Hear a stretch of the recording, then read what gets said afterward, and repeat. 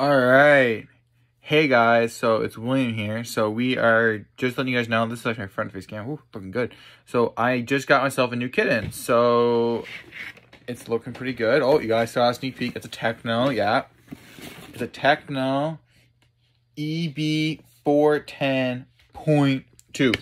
So right now what I have is the Gen 1 with majority of these parts on it. So the few things I don't have on it that are on this, I can't wait to use, are going to be the pill inserts. So they're 3.5 versus the 3mm, and the shafts, which are 3.5 versus 3mm, of course, because the inserts. The other thing is the new revised reverse belt crank system. I'm looking forward to seeing how that's going to work. And a couple of things they've added are the rear hubs, but I already had that on mine. And a couple of parts are just toughened up. They're amazing durable. You have high and low centered blocks now. Your shocks, out of the box, it's front forward shocks, and you can buy the arms for the shocks in the back of the tower if you want to do that, if you're out on a loose dirt track. So for the summer, you guys probably know, I'll probably keep running my front forward shocks in the rear on both my dirt and carpet cars. I just kind of like the way they handled.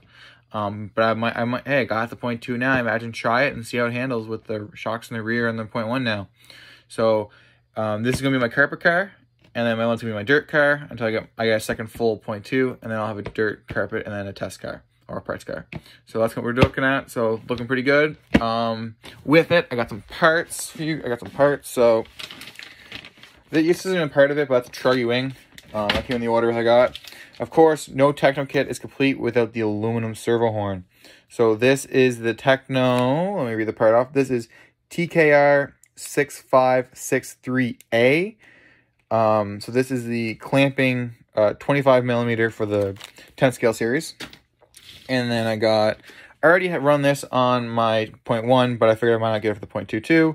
It's carbon fiber center diff plate. I run them on everything. My 10 scale Technos that run them. So this is TKR 6635C. All right. So what's next we got sway bars. So I already bought the rear sway bars thick. So this is the sway bar mount. The sway bars only. So sway bars for the front. This is TKR 6625, and this comes with a 1.0 to 1.4 sway bars. And then the rest of them I got for the next size up, so it would be 1.5 to 1.9. I already have in my toolbox, so I didn't get that. So the next part we got, make sure I get them in order for you guys, is the rear sway bars. So this is TKR 6611, and this is for the rear for 1.0 to 1.4. These are for the ET and the EB. So behind me there, right there, you guys can see that orange truck. That is my ET410. So that's why I love having these sway bars around. You can tune that for my carpet, and then you can tune this for my dirt. So my last part I got is the rear sway bars again. It is TKR 6610, which is 1.5 to 1.9. Now it says these are just for the EB. So I think that's more because the ET doesn't need them, but the small ones are. So I think it might just be a label thing, but to my knowledge, these fit the ET. I run them now, so if they don't fit, I guess I made them fit.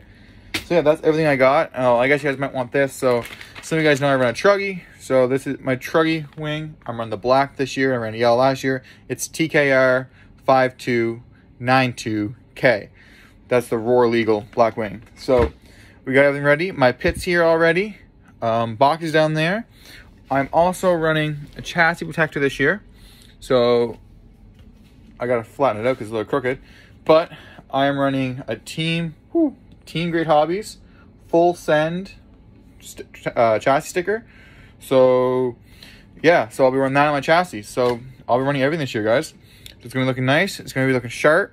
So I'll send you updates throughout the whole video, processing of how it looks, and hopefully this will be up for you guys within a couple of days of me getting the car.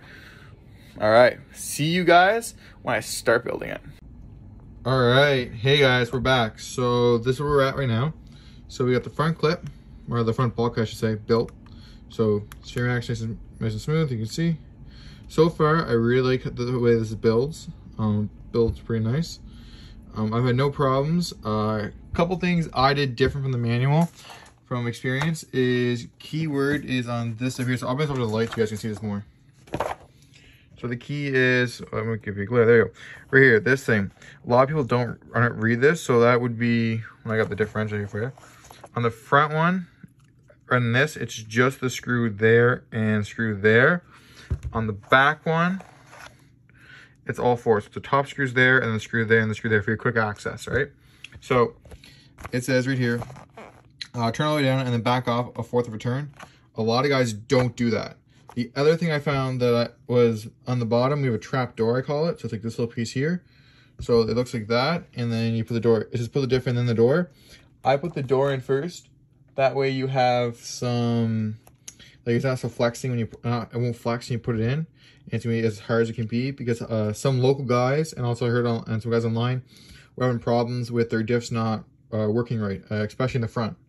So what I did was I put the trap door in first, and then put that in, and I've had no problems. And then remember to back out those screws, those 6 screws I pointed earlier, to make sure you back them out a fourth of a turn. So far, kit's going good. This page is finished. I'm about to start bag E.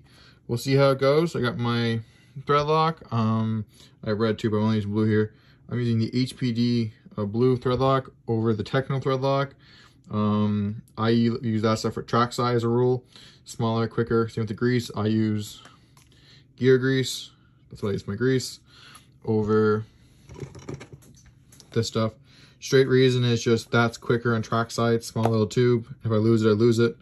And same with thread lock, quick thread lock. So, but yeah, we'll start bag E. We'll see how it goes. I'll pick you guys up after I do, I think, the next 2 builds. Hey guys, we're back for another clip of the video. So I just got the front clip, or sorry, the front clip and the rear clip built. So it's all nice and free. As you can see, it's free. It's perfect. Again, I'm getting a tripod, and you guys, it was just one. Hopefully I'm getting one soon.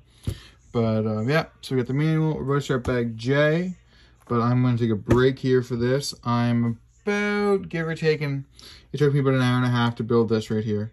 So give you an idea of that, maybe even 2 hours. I kind of slowed down after I built the clips, took some breaks, made some food. So, but so far I like this new wing mount. That's really nice. I'm looking forward to using new shock standoffs. These arms are new glossy material. It's looking good. You can see the center diffs there. So next is bag J, which would be my mounting this onto the chassis, the center brace, and the center diff mount with all those screws, followed by all the hardware to mount the rear clip and finish mounting that. So that's where all the fun stuff comes in. And then I think next is shocks. And after shocks, it's time to go put the electronics in, which will be the fun part. So yeah, we're doing pretty good here, and I'll pick you guys up from where they left off, either tonight or tomorrow. Hey guys, just picking up here. It's about midnight now. I took about a 3-hour break, so I'm about 3.5 hours in, probably another half. The kit's built, so realistically the kit's built, guys. So I say it's about a 4-hour build before you're dropping electronics in. Anywhere between 4 to 5 hours after your electronics. So after some thinking, I'm decided I'm going to throw in my RX10 Pro G2. So throwing that in with, this is my receiver of choice. With the light over here so you guys can see it more. My receiver of choice, so that is the R204GFE, so it's the 10-ounce version. All right, and you will notice I made a servo change. So I am running, we look here so it's clear for you guys, the SC1256TG. It's looking good. Yeah, there's nothing else I got to add.